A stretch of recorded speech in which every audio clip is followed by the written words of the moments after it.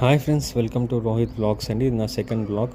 ఇంతకుముందు బ్లాగ్లో బిల్డర్ చేసిన దానివల్ల నాకు వాటర్ ప్రూఫింగ్ చేయకపోతే వాష్రూమ్స్ ఎలా ఇష్యూ వచ్చిందో చెప్పానండి. ఈ దాంట్లో నేను ఏ మెథడ్ ఆప్ట్ అవుట్ అయ్యానో చెప్తున్నాను.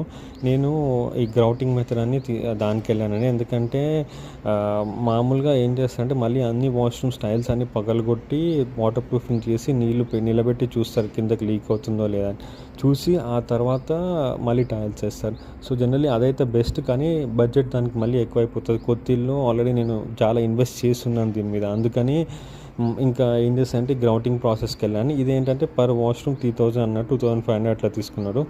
దీంట్లో ఇంకోటి ఏంటంటే వాళ్ళు అవసరం లేకపోయినా పైన కూడా ఫ్లోరింగ్ మీద కూడా ఇది చేయించుకుంటే ప్రూఫింగ్ మీకు వాటర్ దిగదు అన్నాడు. కానీ ఫస్ట్ ఒప్పుకున్నాను, కానీ తర్వాత ఆల్రెడీ వాటర్ ప్రూఫింగ్ మళ్ళీ నేను చేయించుకున్నాను గుర్తొచ్చి వద్దని చెప్తే రానికి ఆయన చాలా టైం తీసుకున్నాడు.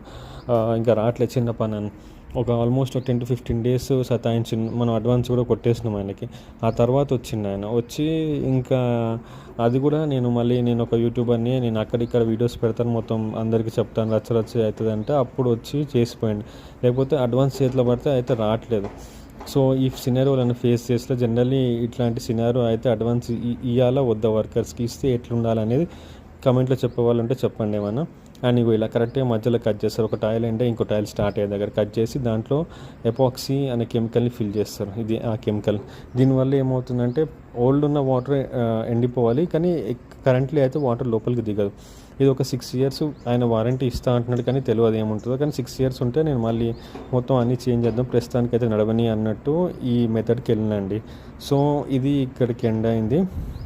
అండ్ ఇంకా కొత్తిల్లు కానీ రీసెంట్లీ నేను ఫ్లిప్కార్ట్లో ఒక ఏసీ తీసుకున్నాను.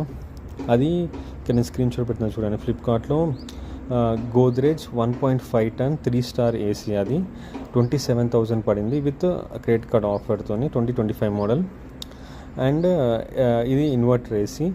ఆ డెలివరీ చేస్తాను రోజు డెలివరీ చేసిండు, కానీ రాత్రి 11కి డెలివరీ ఇచ్చిండు. అది కూడా ఏం అప్డేట్ లేదు. సడన్గా ఫోన్ చేస్తే సరే అని తీసుకున్నాను.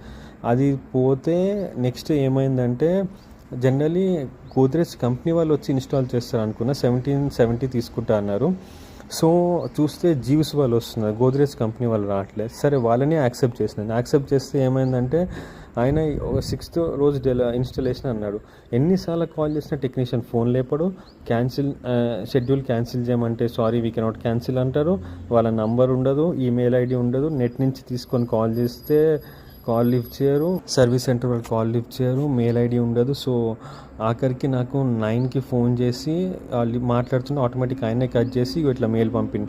నా రిక్వెస్ట్ మీద అది రీషెడ్యూల్ అయిందంట. అది కూడా 1 day వదిలేసి 8th చేసేది, 6th ఎక్కడ